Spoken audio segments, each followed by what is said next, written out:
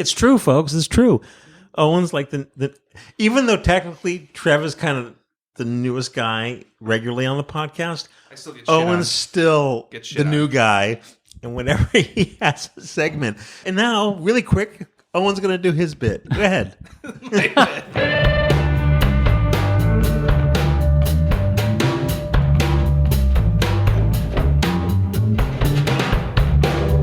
Anyhow, welcome to the Film Photography Podcast. Today we're going to be talking about Phoenix II. Leslie Lazenby is going to talk about The Mermaid. Is that the sound of Mermaid make? What else should we talk about? Well, Owen, what you got? What do you got? Yeah. Let me see what these little bits I got. What kind of bit do you have, Owen? Here's Owen. I will have got Yeah, some exactly. on this 3x5 Thanks, Owen. card. I do have the Remjet thing that's kind of still, but also kind of moving. Oh, Kind of talks about the new Remjet, yeah. Oh, yeah. Well, the fact that there is no... Is that, Yes. is that a still or a motion picture? Well, It's motion picture, but it's from the technology that's in stills, so yeah. Let's talk about it on the motion show. Okay. Bye, Owen. yeah, I don't know. I don't have anything really. Yeah, stop. Have you not shot Mine's all Phoenix? motion. Did you No, shoot I have any? not. No, I brought my roll with me to shoot. And Matt, you've shot Phoenix, right? Yeah, you did. I saw your stuff. First Right, Phoenix? yeah. First? Both. By the way, It's folks, night my name is Michael Raso. I'm here with Leslie Lazenby, Hello, everyone. Trev Lee, Hello. Owen McCafferty, Matt Marrash, Hey, how's it going, guys? and let's read a letter. It's like a letter. This And isn't like it's in a craft envelope, which reminds me like the envelopes they have on MASH. Is You this, ever watch them open a letter? It's It's like the same thing. Chong? No, I think that's Grateful Dead. Oh, Garcia. Is it? No, sorry, I'm not. That is not definitely, my that current. is definitely Mr. Garcia. Okay. I didn't know they were a cult. Infatuation. I thought it was just people that were a little bit too much into the Roadies, song. roadies. Yeah, Yeah. it's a cult. This is from Japan? Ooh, it's on graph Deadheads. paper too. No, it's typewritten on graph paper. Typewritten letter mailed to the FPP. This is from Andrew K. in Illinois. By the way, look at the form of he has everything's proper. Everything's proper. Has his address upper right. I have a question for him. I want to know. I want you to write me and tell me where you get these envelopes. It's a really nice envelope. Like genuinely, I like this envelope. Yeah, I thought like that was addressed to me from Marty McFly, This is great. Coming to the Future. Yeah, tell me Right. tell me where to get this envelope. Dear film peeps, just writing to say how much I adore and appreciate what you all do for the film analog community. While far from being a professional, I have routinely used your resources and products to learn the magic that film can provide. There really is nothing much else like it. This typewriter can also type in red, which is also magic. That is double all. ribbon. Cheers, Andrew. Wow, go, where is he Andrew. from? He's from Illinois. Oh, okay. And they made a triple ribbon at one time. What? I White didn't- correcting. Oh, did they? Triple ribbon. The French. Let's see. How big of a stack do we have? Well, I think we should get right into a topic, and that topic will be Phoenix II, Harman Phoenix II. Trev, do you want to give us a whole you were there, right? Yeah, I went over there with Jason Kummerfeld, and we got to go to the Harman factory, meet the people that made it, and see the first two tests that they did, like when they first started getting color, like diversity in color, like greens and reds and stuff like that. Like the other one was very muted, and then so we basically got to see the whole process of them trying to figure out basically how to make color film. This is before the launch of the first Phoenix. Before the launch of the first Phoenix. So we shot probably 12 rolls before we even went to that, and got to shoot a bunch of the test rolls and bracket it and figure out what ISO it might be best at. And as you guys know, it's a learning experience. It's definitely an acquired taste. Some people love it, some people do not.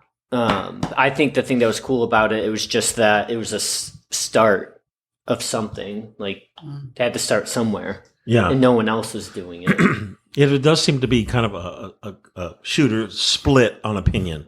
Yeah. You like it, you don't like it. Well, and the hardest part was, and Matt would probably know a lot, all of you guys probably know a lot about it, is that I believe it didn't have an orange layer. There still doesn't. So Yeah. scanning wise, it's a little tricky. The first one had razor thin latitude, very noticeable grain, interesting color shifts. I almost recommend metering it like slide film in the sense of like you don't, if it's high contrast, you do not meter for the shadows. There's your comparison. Sorry. Oh, no, there's go. your comparison, Mike. What's that? Have him shoot a roll of retrochrome and then Phoenix 1 next to each other. Oh. To see which one Retrochrome has will low- win. Which one has lower latitude? I think it's still That's Phoenix. interesting. It's also interesting, not to get off topic, but there are a number of people who insist on developing Phoenix 1 or 2 E6 reversal. Yes, there's a couple guys in the UK doing that. Yeah. Yeah, not to my knowledge, maybe we've done it in the lab. We haven't tested it. We've had someone that requested cross processing. It's got some neat color when you do it that way, though, Okay. because it has that really green lean to it. Yep. So it really comes out. Yeah. But yeah, I think the thing that we ran into is Start me on the green lane. that there were so many examples. Like no one had a good base of what it looks like. Nope. Right. Because like Kodak Gold, all these other ones, they have a history of like what they should look like. So it was kind of like figuring out what that film should look like and test. Like there's different ways to scan it. There's different ways to shoot it. So like we would post something and then we would see results that look completely different from another place. Yes. And like some would be like if it's home scanned versus scanned in the lab, it could be different. It just depended. But I think I like the new one a lot better. Like a lot better. Owen brought in. I mean, honestly, if he didn't point this out, I wouldn't know they even existed. Corn. Are you telling me you've never had corn nuts? No. Can't believe that. Corn nuts. It's been around Why is that My forever. important? mom used to get my brother-in-law I was gonna- corn nuts for Christmas. By the way, every Trev, year. welcome to the FPP. Like, all of a sudden talking I mean, about that's a corn nuts. Midwest staple. It's like so much nutrition in that right there. Corn. The most nutritional We just nicknamed them no corn vegetable, butts, right? The but- reason I interjected, unfortunately, with a mouthful of corn nuts, was just to say to folks at home. So there are two Phoenixes now. Phoenix 1, which came out December 2023 or 4? 23. 23. Yeah. December 2023. No, it was before that. Wasn't that the launch of Phoenix 1? It would have been in November because it was like the 1st of December because we had Harman. Okay. They did their launch the day that they were at the dark room, and it was like the end of November, beginning of December. December 1st. Yes. But end of 2023. Yeah. Yeah. Phoenix 1, and then there's just released 2025, Phoenix 2, both come in 35 millimeter and 120. Mm-hmm. And now, and you just recently, in the last few months, have been testing the Phoenix 2. Yeah. It's better. I mean, it's definitely better. Is it? Yeah, it is. In my opinion, it is because. Oh, by the way, this means someone has a question. Oh, God. She's I just like wanted praying. to make sure that She everyone wanted to make sure was this still had familiar. power. Yes, that the This has been missing. Phoenix 1 is not being replaced by the Phoenix 2. Am I correct? I'm not sure. So they sent out a letter. They sent me the little care package. They had a letter in there with like some line item FAQs, and one of them was like, "Is Phoenix going away?" And they kind of left the door open. It's like vague. It is very vague. It was very lawyery, where it's like we're going to run through what we have, but we're not eliminating the possibility that they will ever do a rerun I thought of it. that they had said, if not, I think it's pretty obvious that they're working towards releasing a more stable color film, and this is part of that. It's still a stepping stone. Yeah, I see it mean, as the fact that they called it Phoenix 2 as a product manager, that tells me there's either going to be a Phoenix 3 or there is going to come something after Phoenix 2. Completely different. Yeah. I feel like if they leave the 200 ISO, which I think is, I imagine their goal, they would change the name. Yeah. I would guess. I think the grain is sharper. It's not sharp, but it is sharper. It leans magenta, in my experience at least. After that other green stuff. And it has better contrast, like lower contrast, I mean, which seems to give it slightly better shadow detail. Mm-hmm. And in my opinion, I like it in 120. I would shoot it in 120. I'm not going to shoot it much in 35 millimeter Because of the grain? personally. Well, one, there's a lot less options in 120. A lot of people, so that's probably why the grain is more noticeable in 35, obviously. But yeah, probably the grain, and it's just like the tonal transitions with 120 is so much better. It's just bigger negative, and it just looks better. But I think like I'll definitely shoot it in 120. And I actually kind of like it. I think like a lot of people would want it to be closer to like a Kodak Gold.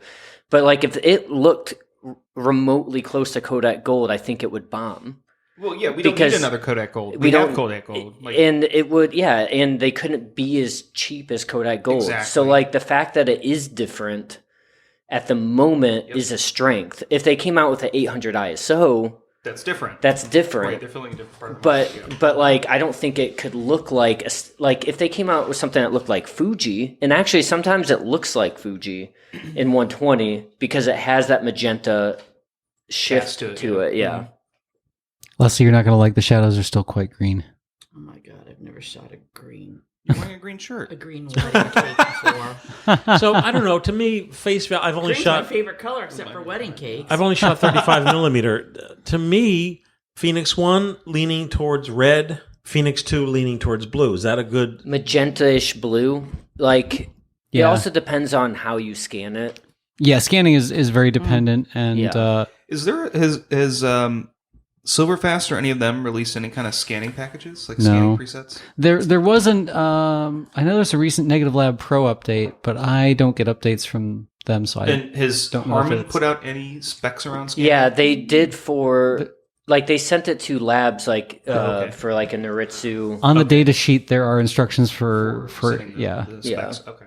Like for the first one, we helped with them develop calibrate it, it. and then we eventually tweaked it to reduce the contrast. And we're constantly like working towards finding a better way to scan it, and are still using a version of that with the new Phoenix, which we think works really well now. It's way easier to scan because like with the first Phoenix, sometimes I would get like photos. I'm like, oh, that looks really good. And then we would share them. And then people would be like, my photos don't look like that. Yeah. And so this one. That's because they're scanning it on a Wolverine movie scanner. But like this Why one, does it look different?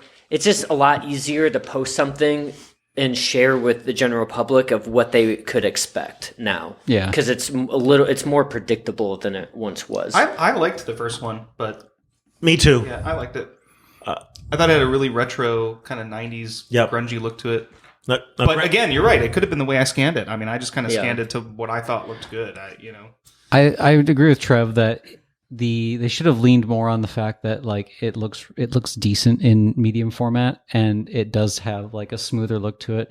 The part that kind of still turned me off a little bit was the resolution of it. It's a pretty soft film, even when you really really try to get that good depth out of it. Like one of my good buddies over in the UK was an early tester, and he posted some 6x9s on the Harman site for it, and I was like, man, I know his landscape stuff. His landscape stuff is never soft, and it was kind of like just like soft. I'm like, I know he's pissed looking at this. Yeah, I'm like when you're saying like resolution, like how could you tell that soft? Wouldn't that be a focus thing, or were you being able to see the full resolution? Because like the stuff that we've gotten is very sharp. If I do a 1:1, like 100% crop of it, then yeah, I can tell. But like sharpness wise, I wouldn't notice a difference between Kodak Gold and Phoenix on a computer screen that's not zoomed in and cropping. And yeah, thumbs it's hard to see, but I would say even once you're past like 8x10 print size equivalent, like it starts to kind of show. But like, yeah, it's really what we've kind of boiled it down to. It's an acquired taste. It's something different.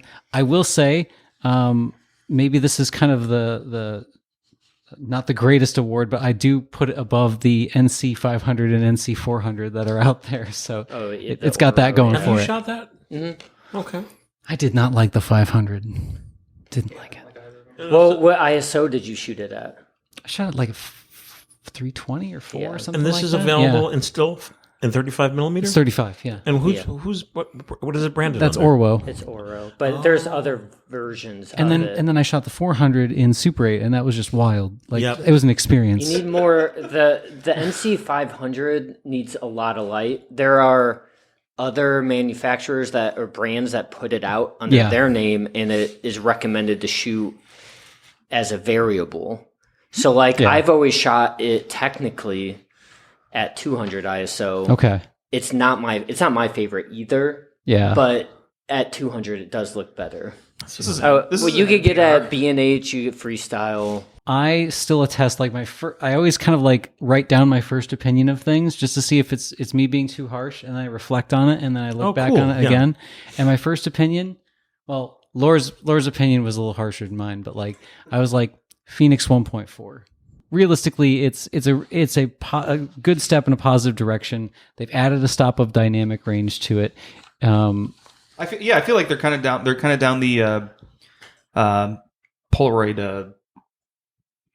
What was Polaroid? Oh, the Impossible Project. Thank you. Yes, And and they're kind of on that journey. a lot of people have come. I've seen that online. That aspect of it was if you enjoyed the early Impossible Project, you're probably seeing a similar trajectory with this. And honestly, their release schedule, I think it's faster than how Impossible was going. I mean, it got yeah. took years for them, a decade probably, to get the Yeah. film where it is today. And they only had 3 or 4 versions within that time. So And the first versions were like crazy. yeah, But so it when was people, fun. and there was people even in the YouTube video I posted, the review of Phoenix, they're like, "Oh, it's pretty damning indictment of the film. If this is the only good thing you have to say about it," I'm like, I'm an Impossible Project card holder, man. Like I'm pretty ride or die film. Someone's making it. I'm not. Can you make it? I'm not, right, I yeah, can't make you it. Go, you make it. You make it. Let me know Yeah. how good it is. I think the film is great, and from the perspective of creative, like I'm on Instagram, and there are a lot of folks who are shooting fashion photography, model photography, and it really gives from a creativity perspective, it's giving you a different paint on your palette. It's as simple as that. And I really liked Trev's comment about, like, we don't need another 200 gold, right? Like we have it, and for somebody looking for something different, this is a different option. And I actually think that it actually looks like somewhat of expired film because of that magenta cast. Mm-hmm. And there's a lot of people I love that. that love Yeah. expired film, but you can't predict it. No, Right. Like even if you buy all the there's no same hit and stuff, miss. yeah. Like I was going to show you guys so I can reference it. Like this photo right there, which is just a text. This is from a text message. So like resolution that's a text message photo. It's not bad. It has that magenta like. It looks very, very outdated and heat abused. Yeah. And like a lot of people like. Sorry, but yeah, people. I mean, we have retrochrome right here. Yes. So I mean, like in my opinion, it has better latitude than retrochrome does, and better latitude than the first Phoenix as well. So like, I think if someone likes expired film or wants something that looks different, like I think it would be a fun option, especially in 120. Yeah. Like I'm critical of like. This is going to be off top, like cars. Like I'll see a PT Cruiser or a Nissan Juke. I'm like, that's hideous. But I'm What about glad. the Honda Element. What That's do you feel? it's ugly too, but I'm glad they're made, or else everything would look like Not made anymore. SUV. Well, I mean, those cars were made. Like it's fun to have stuff that looks different. Like I wasn't sad when Pro 400H was discontinued for myself because I didn't like it myself, but bummer for everyone else. Anytime an option goes away. so like that's how I view this film. It's like it's different. There's gonna be people out there that like it. And having said that, you can go to filmphotographystore.com. Or B&H Photo. Other options are available. Yeah, other options are available. So, any ideas, or you guys have any looking into your crystal ball of the future, or any ideas where it's Give going? us the tea. I don't have no know. idea. I He mean, doesn't know I anything. has Why no don't we even tea. bring him on the show? I know that they, they're like when we met them, like when I went out there with the darkroom, went out there and we met everyone, and then we had them in San Clemente as well. They've just talked about constantly developing new stuff and working towards that, which is awesome. Because I mean, I don't think there's many other places that are actually doing it, and if they are, they don't have the same capability. That's the other thing that's really cool, since it's Harman, it's Ilford, obviously. Their finishing is so good as well. So it's like once they get the development side, like you guys brought up NC, like Oro film, we often see issues on the finishing side, which doesn't even help if the film's already, quirky. Yeah, you're starting on the back foot. Yeah. Yeah. So, I mean, I think once they start getting, like, they keep getting, like, a better option, it's like they could have the best of both worlds, like a new, less experimental film with, like, great finishing and all of that. I did get Mike a couple of questions. I think one was from an FPP listener about a week after Phoenix 2 dropped. If you're someone that maybe likes to get your color a little bit out of the default color palette of Phoenix, they were asking me how I color graded mine and played with the scan white. I didn't like it as a black and white either. No. What I did is, you can do this in Photoshop and in Lightroom. However, I'm so used to doing the video editing stuff now, I actually do my color grading in Resolve. So I round trip really? it. Yes, I round trip the raws into Resolve as a TIFF. And I have, because I can save a color grade much easier, because you can just grab a still, like that still frame, and then copy pasta everything. But you can have much more fine-tuned color grading. And for me, the best look out of Phoenix was I would warm the shadows, and then I would add cyan to the midtones and highlights, and that perfectly balances out the magenta lean on the higher end, and it gets rid of all the nasty green, and it then actually kind of looks goldish. Yeah. But if you're in Photoshop, you can do the same thing. You can go down to the color grading tab in the what is it called? What's that filter called? A camera raw filter. You'll go into the color grading tab of that on the right-hand side, and then instead of choosing an override, which does the shadows, midtones, and highlights, you would individually select those color channels and add that in. So folks, Is it? Sorry, just on the Photoshop thing. Because I know that's all everybody ever talks about, right? Because it's this industry standard. Yeah. There is another one that I have used that's free. The logo is a dog, and I can't think of the name of it. GIMP? Yes. Yeah. That's pretty good, right? is it a Photoshop knockoff? Yeah, it's an open source free. Photoshop. So GIMP is always about 6 years behind the release, but since Adobe hasn't really given a shit in like 10 years, it's really good now. Yeah, I've used it, and Yeah. I like it. Okay. GIMP's pretty good. Darktable is another open source one. Darktable, They're okay. even further behind. They're kind of like, Darktable is basically like Lightroom 2.0, so it's about 12 years behind, but it's completely open source. And I've run that on some like small little Linux servers before. It's fun. I mean, I was going to say to folks listening, like, for example, I scan my own film and I use Photoshop to color grade my own stills.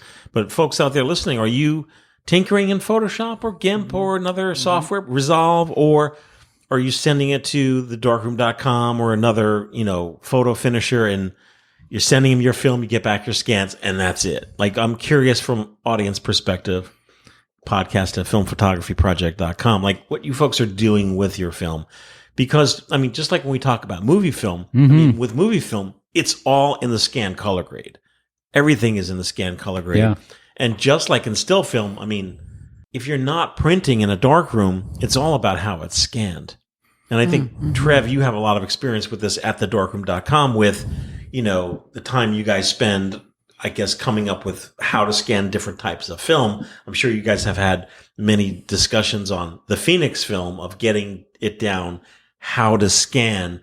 And at the time, I mean, wasn't the darkroom like an official test lab for Harman Phoenix? For the first one, I think we were the first in the U.S., and I think they might have had other ones with Phoenix, and then like more funky films like Lomochrome film or NC, or even some of your guys' stuff. Like, we'll have to come up with, like, we don't have like something that's ready to go. Like, we have to come up with something and be ready for when we scan that. But like Kodak Gold and Portras and stuff like that, it's like we're not thinking about that. We have that down.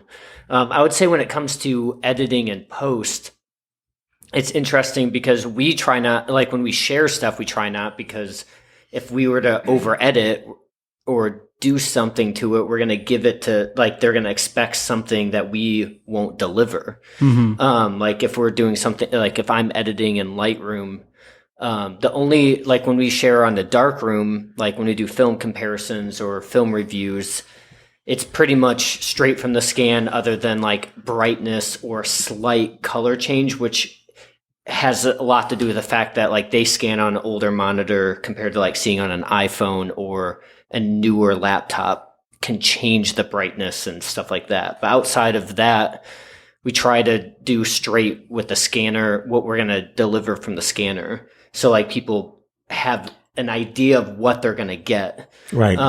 And then I also share a lot of our customers' work. And if I really like it, I'll ask like, did you do anything in post? And a lot of times people from what I have seen, people aren't doing major editing. Always surprises me if they do. Not that it's wrong, but it's like I shoot film because it's baked in and I don't want to spend time in front of a computer. I've seen some people, like you see YouTube videos who folks will do like, here's what I do to my photos, right? And they walk you through their process. And it's like an hour-long YouTube video, and they're spending an hour on one picture doing all this stuff digitally. And I'm like, so why did you do film again? Like, it ends up being so far away from the original negative that it's like, I just don't see the value. For me, if that was me, it's like, well, why am I spending all this money on film if I'm adjusting the image so much that I'm getting a picture that doesn't even really look like it's film anymore? Well, and that's the other thing, too, is like, I don't have a problem with home scan or however anyone scans it. The interesting thing, though, is like a lot of times, like when it comes to home scanning, like I'm seeing so much film. So like I'm oftentimes like we'll get tagged and stuff, and I'll be like, oh, I love that. What was that? And it's like, oh, it's Kodak Gold. I'm like, that looks nothing like Kodak Gold, like literally nothing. So in like my mind, if I was scanning at home, I would just shoot probably Kodak Gold because I could make doing it all this kind work of to like portrait film. And I'm like, that is expensive. Like, Yeah. why not just shoot, like anything else? Yeah, because because that much editing. it's like a blank canvas to a certain extent, where it's like you could make something look not like what the manufacturer ever intended. Like Kodak Gold's never said that their film's cool. Right. No. But you could make it look very cool or muted or lower the Right. contrast Just like a lot. portrait was never intended for And outside photography. Yeah, and I've wondered about this. I've talked with Tim about it, Tim Ryugo from Kodak. I had a photo that was used in one of their brochures, and they wanted to know the scanner. And I was like, what if it was like, because like they want to put out something, they want to show in the brochure, their film, what it looks like. So like, I was like, would you post something that like was not scanned on like a more traditional scanner? And from what I understood, it doesn't happen much. It's more of like a Noritsu typically, because those were developed even back in the day, where it's like if you home scan, it's like you could say it's Kodak Gold and look nothing like it. What is the takeaway of all this? Shoot digital. Again, I don't have a problem with that. Yeah. I think it's interesting. I always looked at it as scanning a negative. Is this something I could do in the dark room? Bingo. Yes. And that's where I put the limit on Yep. making things crazy. Is this something I'm capable of doing without intense, Yes. focus on it? Yeah. Yeah, that's a cool perspective on that. I like that. That's how I've always treated the black and whites, and it's also for sanity purposes, because I sell prints, and when I have a print that is being represented, I need to be able to, even if it is from a scan, if I'm selling a gelatin print, it has to be something I'm able to do. Otherwise, it's harder or impossible work for myself. Well, you guys might know this, but I mean, We don't know anything. Oh, I wasn't talking to you. Everyone's hating on Owen today. He started it. Yeah, Owen, you're the new guy. So, like, I'm like the little brother who's like always poking. talking about printing versus scanning. So, like, when Kodak would say Portra NC looks like this back in the late 90s or early 2000s, they were probably basing, like, or before digital, like, scanning wasn't as common, they're probably basing the look off of how it would print. Yes. So, like, I wonder at what point, because, like, Portra 160 is a newer one, and it scans really well. Like, they had that in mind when they designed it. You could still print it, but, like, we're thinking scan first. Yeah. So I wonder like how that affects in like currently making it so where like Harman's probably not thinking printing at all. That does bring up one. Yeah, that was a question I got from somebody on my YouTube review of it. Like, oh, you didn't mention printing because Harman doesn't mention printing, which because one they Printed with it? I haven't, but there's a couple of folks on YouTube who've tried it, and it's not pretty. Printing from scans or darkroom printing? No. Darkroom, wet printed. I'm talking darkroom. Yeah, they're RA4 printing from Phoenix, Okay. which is it's possible. There are enough filters in a standard pack to make it possible. Yes, but but, like you it's know- all of them. Yeah. Well, there's not nearly as many skilled color darkroom printers. No, as this there used to be. It's a lot of experimenting. Yeah, and that's truly is a skill. Is there That- any labs right now that are still doing Wet prints. wet prints? Blue Moon, I think, does it. I thought I'm not sure. Maybe they do optical. So Maybe that's what I'm thinking. Also, 1990s, universities, William Patterson, Union College that you visited when I was Yes. teaching, they had a color processor there. So Yes. late 90s, early 2000s, schools had color Yes, processors. they did. yep. And students were learning on the Kodak emulsions. So that's gone, right? Pretty much. It's mostly phased out, or they're just still gathering dust in a back room, Right. unused. Yeah. I had the chance to do some color printing a few months ago. There's a young man in Columbus that actually has a private darkroom where he's doing color printing. So we had a chance to go As a and processor? Or like RE4? Or like no, he has a Jobo, Jobo. Oh, processor, okay. which is pretty good. Not a spinning Jobo. It's a one-way transfer one. Yeah. It's not as good as like a Calenta or any of the big ones, but it does pretty well. I think he can print up to 16 by 20. He had me in there because he was having some color balance issues. And he was, step one, it was printing from, what film was it? It was the FPP Color 125. Okay. And that was not printing anything close to how his 160 and 400 were printing not. because the base is different. Yep. So we were trying to calibrate him for the base because he loved FPP 125 for the just how cheap it was, and like he liked the look on the scan, but he wanted to see if he could match his scan. So there was a couple of problems. He loves doing like mixed light, so a little bit of window light and a little bit of like tungsten light. But he's not pre-filtering. So I had to talk to him about like, okay, which thing are we willing to kill in the image? Are we going to kill the background light? We're going to kill the One or the other. We can't really do both because we are not set up for that. Our enlarger's not set up for this kind of multi-exposure stuff. But he had a pretty good enlarger. Nonetheless, it had the colorimeter in it, which was sweet. So it actually it was a separate one that you had to put down. Right? no, it was literally just the colorimeter was built into the base. Oh, okay. So he like opened a little thing and That was it. It was decent, and it got us within 20 points, which is not bad for 30 years old. But we ended up with a heavier filter pack than both of us could have imagined. And when I was watching it, I was keeping that in mind, thinking I set up an appointment with him because I was like, oh, I'm going to contact print the Phoenix II. I'll be the first person to do it. So then I was like, let's see if anybody else has tried it. And it was a nightmare for them. So I called them up and like, maybe we'll print some other time. Maybe when I'm more confident with it. But it's color is a completely different beast. And to what Trev said, I'm pretty sure Portra 400 marked the shift, the biggest shift from we are going RA forward to scanning forward.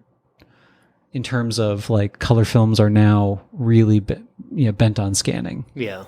Kodak invites you to do something impossible this season.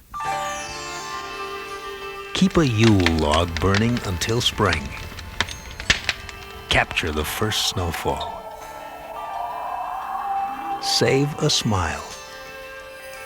Have a Christmas that lasts all year. All you do is take a picture.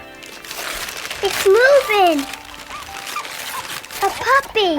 Oh, Mommy, he's licking my hand! Would you trust this moment to anything less than Kodak film? Pick some up before it happens. Dracula just came and visited us. Oh my god, hey Drac, what's up? Nothing! What is up with you? I am flattered. Okay. that you would put out a film that I could not be captured on. So Dracula, what's so great about this film? You want I should tell? Tell. 24 of exposure at the 64 ISO. It's black and white, just in time for Halloween. Well, I can also tell you some other things about it. Oh, what, John? It's the classic Eastern European panchromatic Svima FN64 formula. That is, as Dracula said, a 64 ISO. A chillingly strong choice for almost any situation and will work in any automatic or compact camera, even without a DX code. Well, thank you for putting me on the film, Michael Raso. You're very welcome. How much money will I be making per roll? Thank you, Count. Got a letter. Hey. And the letter's topic is Phoenix 2. Oh, well, look at that. This is from Joel K. Billy Joel. Hi, Mike. I just bought a bunch of Phoenix 2 from you and some red. Why not? I have even used the Forever code and was able to knock some money off. Stop. Folks, on the podcast, folks, there's this newsletter we send out. It's an email newsletter. And those people get the newsletter. I'm like singing to the choir here. Everyone's like, yeah, Mike, we know about the Forever code. But that Forever code knocks $2 off the already ridiculous prices. That's pretty sweet. End of commercial. Looking forward to using the Phoenix. Have you guys been able to use it before release? Anyway, I've been doing FPP podcast roulette this summer when I drive from Somerset to West Orange every day to take my daughter to camp. It's an hour each way. I just scroll the feed on Spotify and stop at a random one and play it. I think most of what I've been playing lately has been episodes 150 through 200, so 2016 to 2018. I know you guys are amazed when letter writers tell you they're going back and listening to old episodes, but I have to say they're quite informative, and I end up buying stuff after listening to the oldies. Hey! Yes. In fact, I just bought an Industrar 52 pancake lens from my M42 screw mount cameras after listening to your pancake lens discussion from your lens discussion in episode 195, which is almost 7 years old. Feel free to read the above two paragraphs on the air if you so choose. And looking forward to hear John F. and Mark D. back on the podcast soon. That would have been hilarious if it said, please do not read this on the air. This is one of our, well, hey, thanks for sharing, Joel. You're one of a few folks I received an email from saying, hey, where's John F. and Mark D? Dead. John still shows up, just not on the podcast. Yeah. So I'm working on getting these guys back. So I miss them. John is in the basement of the FPP going through. Oh, he is. He's in the dungeon. Yeah. Yes. John Fideli is keeping that school camera donation program. You'd be proud. You'd be proud. I'm amazed. The whole, remember we used to have like up the ramp. It was a hovel. It was a hovel. Yes, up the ramp. It's then clean up top. It's all clean. He has it organized. All those bins you made, Leslie. All the and there's one part of that formula which is the reason why it's working. We can talk about that later. Oh, what is that part of the I want formula? to talk about that on the show. Okay. Oh. You know what the formula is. Well, I know that most formulas of doing things like organizing an entire school camera donation program comes down to discipline, but we'll talk about it later. Exactly. Yeah. That's a dinner conversation. It is dinner conversation. So, hey, Trev, what do you think? Who cares? About what? Phoenix 2. Oh, you're still on Phoenix.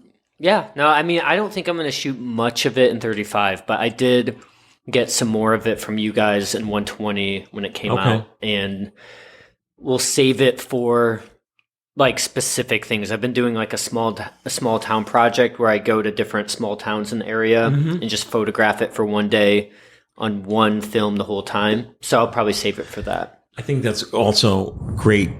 It's like the fact that you come up with a project. A lot of people either shooting, try to come up with an idea. I think that's great. Small town project.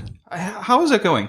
The small town project? Are you going to small towns mostly like around here in Ohio? Yeah, I typically do within an hour and a half of here. Don't you find they all look the same?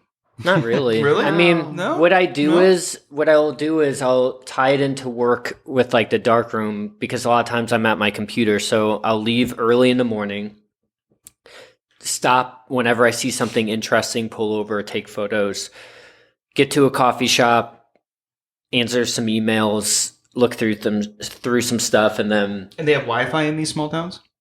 no, Oh. I'm just kidding. They do. Do you get stopped by either like people or police asking you what you're doing? Never. The only place I ever get that is when I take photos in Detroit, which I like doing. But Detroit, they'll be like, delete that photo. And I'm like, I didn't even take a photo of you. Like the camera was pointed in like kind of your general direction, but you're like far away from me. So like, don't worry. Public. Hey, folks, if you're out in public, tough titty. It's true, but there's some people you just don't say that to. Like some people's tone give you, like I probably shouldn't. Will you shoot a variety of different film stocks on that project, or will you say I'm shooting this all on Phoenix? I did and it was last one I did was Fremont, Ohio, and I did Stop at the tackle box, get some lunch. There you go. I didn't box know. too? I did some drive-in theater or drive-in. Did you go down to the tackle box though? Drive down there.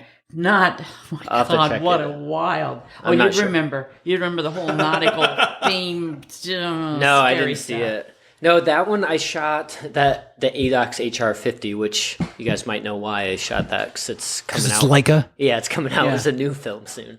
The Leica film? Yeah. But I did. I've been doing Tiffin on the Phoenix II. So like those photos, that photo I showed you is Tiffin. So Okay. whenever I'm going to do one more trip there, and then that will be like my Tiffin thing will only be on Phoenix, and so each town I go to, I'm going to try to shoot something different. But We're going to go around the table. Owen, thoughts on Phoenix too?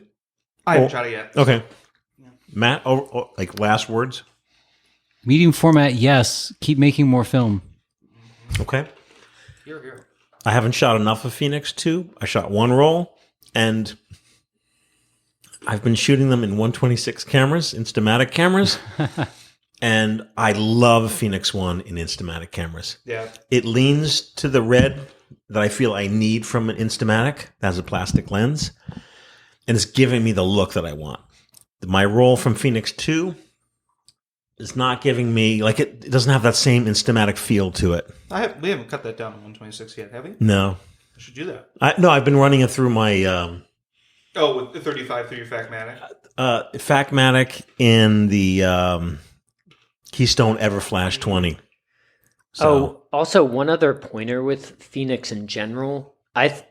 Obviously, the better your lens, oftentimes the better. I mean, it's going to help. A good glass will help. But for this film, like there's some films that are equalizer, like Portrait looks good on most lenses.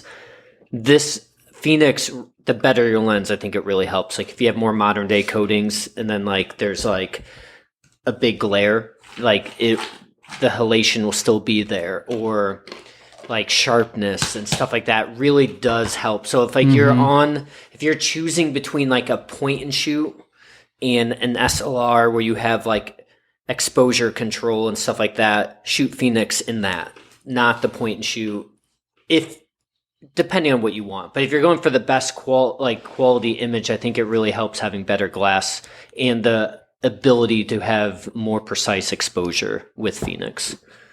what's Leslie say? On the Phoenix 2? Yeah. I haven't tried it. Okay. Well, hey, folks, when we come back, Leslie's going to be talking about The Little Mermaid. Do you love the Film Photography Podcast? Show your support.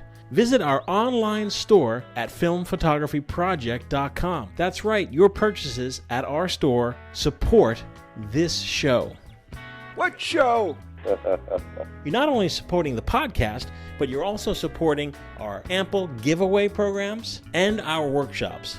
Just go to filmphotographyproject.com and click the store button. Good golly, Miss Molly. We're an official reseller of Kodak Alaris films, Super amazing. and our very own, FPP hand-rolled films, most notably, is the addition of Shmina films,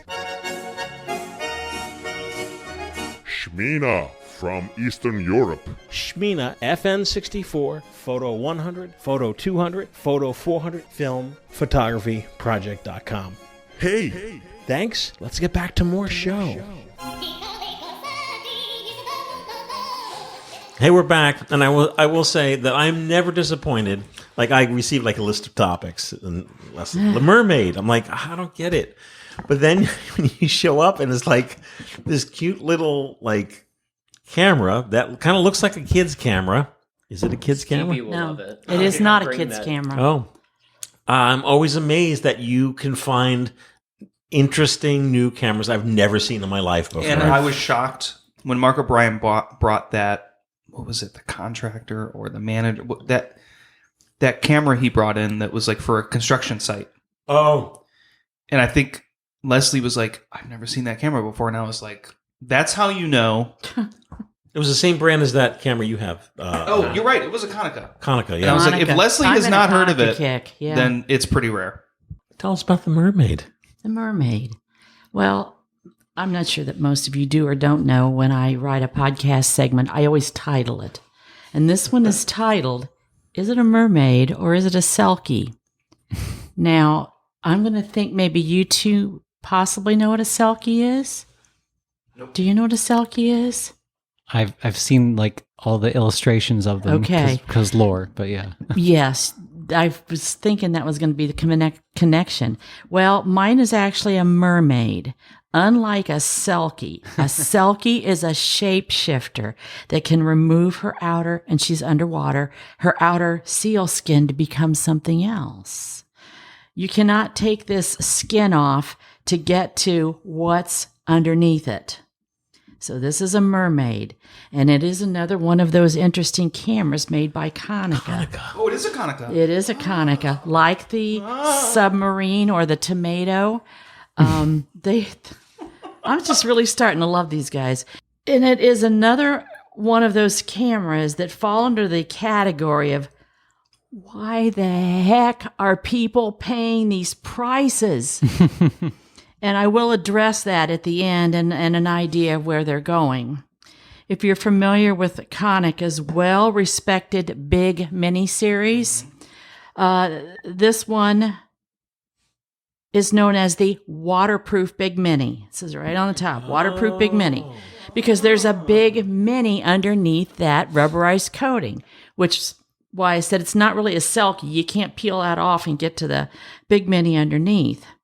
The regular Big Mini series had a much more, of course, traditional look. It was silver, champagne colored, fit nicely in your pocket, and they really were rather a premium camera in Konica's point-and-shoot lineup.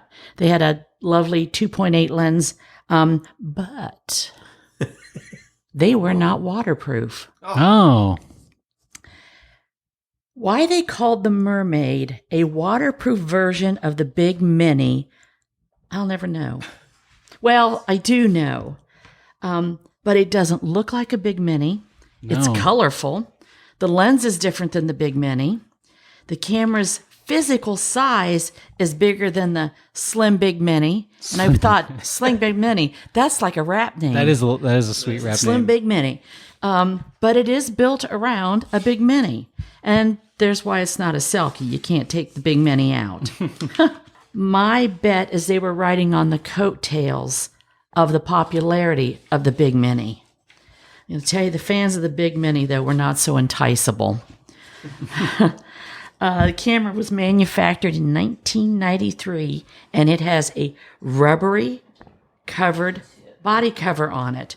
And they had a few options, pink or white, orange, and yellow. And the white, orange, and yellow one was on my bucket list. It is waterproof, up to 5 meters, 16 feet. I've not tested mine. I think maybe that sounds a little generous. Typically, waterproof cameras are bright yellow. We've seen, you know what? So if you drop them in the drink, as they say, you got a chance. But these two did not offer that beacon of hope with the bright yellow housing. Floats? Well, it says it floats, but then we all float down here. Stephen King. Yeah. Anyway, when you use that camera underwater, everything is cut by 1/3. The autofocus switches off and sets at a fixed 1.1 meter to 2.3, or about 3.5 feet to 7.5. You can extend that, of course, by using a little faster film in it. And typically, yes, it is sealed with O-rings. Feels obviously very rubbery. The control buttons and switches are okay, but some of them are just too small. And that makes, even in swimming pools, difficult to change, or even if your hands are just wet, it makes them difficult to change. I'm having a hard time with dry fingers. Well, there you go. My point. They are full frame 35 millimeter, but they have the infamous switch on it to go into the panorama view. You're getting more, not really. No, in this case, you're not, because all it is those two frames that drop down. It does not allow you a wide angle lens adaptation. It is heftier. It has a heftier feel than it looks. It does. I mean, but I for think, being a plastic camera. underneath, when you're in water, you kind of need that. Other features, and I'm going to tell you, this is a very feature-rich camera to mix it with an underwater camera. Motor drive film advance, we would expect that. That could be a problem for underwater. Rewind, an early rewind button. Minimum focus is 1.5 feet, not bad. Flash modes, flash off, daylight flash fill, red eye reduction. And this is something that I think is very cool. It has exposure compensation, Oh, look at that. Conversation. in either direction. 1.5 plus stops or 1.5 minus stops. How do I select it? Do I just keep pressing I it? don't know. Oh, okay. So tap it once, it's dead even at 0. Tap it again, it's at plus 1.5, and then tap it a third time, and now it's at. But that's interesting. It goes right to a stop and a half. Yes, stop and a half. Wow. And it's interesting they put it on that camera. But see, the big mini's underneath. So it has an infinity mode, a self-timer mode, and a self-timer mode with infinity. So if you're standing on the edge of the picture with the Great Grand Canyon behind you, that's cool. You can make adjustments for that. And maybe that's why you have some of those features. And I'm sure you'll talk about the price, is because it gives you the flexibility of like, okay, well, I wanted a waterproof camera, but I'm going on vacation. I only want to take one camera, so I need some options that, Still didn't entice him, but it was a good thought. Used as a 123 lithium battery, not too difficult to find. It has a standard viewfinder, and above water, below water, difficult to use. So there is a sports finder, and if it's all nice and rubbery and bright blue, and attaches actually very easily to the camera. So that part was well designed, easy to use, gets the job done. One thing you have to remember is if you start horsing around like Matt was just doing with those exposure controls, and you just put the camera away, when you get it back, it remembers them. Okay, so you may want it to default back to normal, Yeah. but it does not. Overall, it's an okay camera, but I think there are better weatherproof and waterproof small 35 millimeter cameras under what the Mermaid will cost you. And I don't like using this term with cameras much. Rare? About the price? It's not readily available. You'll find the pink ones more maybe than the color selection I wanted. So they're out there. There's almost always maybe one or two on the bay, but to find them working and in the original box with the papers and that sports finder, that will jack the price up considerably. But for a camera that looks more like it was made for a kid or a teen, it can easily bring anywhere from $100 to $300. $300? 300, as you would say. Yeah. And that, of course, is working and with the box and accessories. Now, I'm betting more collectors are buying these than users. I found mine, and Owen will help me with this. I found mine from a German seller, and he had written in German, defective. What would that translate to? Defective, kaputt. Yeah, there you go. And I paid $50 for it. 50 euros or 50 US? I paid USD dollars shipped. Okay. Shipped? It didn't work. It's defective. Nice. So it was sold as, like I said, a non-working camera. I took my chances. I have minor camera repair capabilities, and I might just be able to make this work again. Weatherproof and waterproof cameras have so many more issues than standard or regular cameras. The O-rings go bad. Humidity can collect in battery compartments, behind the lens, in the viewfinder, all those internal areas. So they don't have a great track record compared to a standard point and shoot. So I did. I took my chances because it was complete with the box and the accessories. And I got to tell you, I was rather elated when I brought it back to life. So how did you fix it? What was wrong with it? Interesting enough, not only was it the battery compartment, it was the shutter button on the top. And even though that nothing happened when I pressed it, and even though it looks like it fits pretty well, I put a little drop of deoxit in there. Oh, deoxit to the rescue. Yep, wiped it all off. Oh my God! Did you just put the deoxit on top and it seeped in? Yeah, that's how I did it. Okay. Wow. Because this rubber's getting old, and if you try to peel it, it just comes off. But I say one more came out off my bucket list. Why? It's not a user. But I wanted to see why these brought so much. And I was amazed at the price and wanted to talk to all the listeners about these little anomalies called the Konica Mermaid. And then I thought, how perfect. This is the 50th anniversary of Jaws. Let's go swimming! I thought you were about to say this is the 50th anniversary of the Mermaid, and I was like, oh God, that can't be true. But it's not. It's the 50th anniversary of the darkroom.com. Next year or this year? This coming year, yeah. Okay. 26. Nice.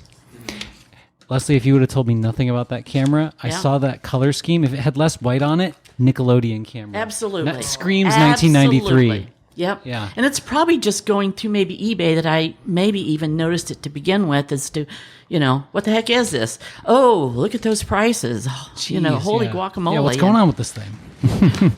So I don't know what I'll do with it. Have you shot with it yet? I have not, because they haven't had it that long. There's a roll of film in there. No, there's there might be some crappy something. Oh, there I is don't a know. roll of film in there. Did you put it in there? I put it in there, load it to see if I could make it work. Gotcha. That wraps up this show, folks. What show? Podcast at filmphotographyproject.com. We're going to be back really soon. Remember, top of the month. Top of the month. FPP Motion Movie Show. Middle of the month. Middle of the month. That's our Stillville. Stillville. Thanks for tuning in. Please do drop us a line on YouTube. You could drop a comment down below. It's great. It's great to shoot film.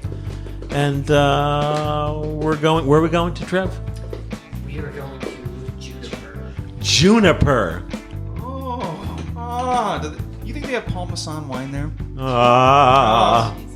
The French. Champagne. The French champagne.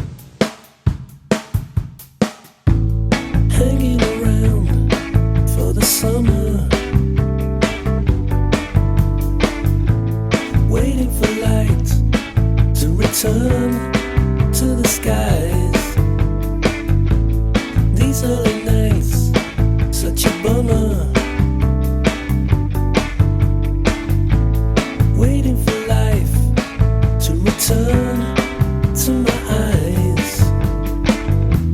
Maybe I'll go, maybe I'll stay, maybe I'll.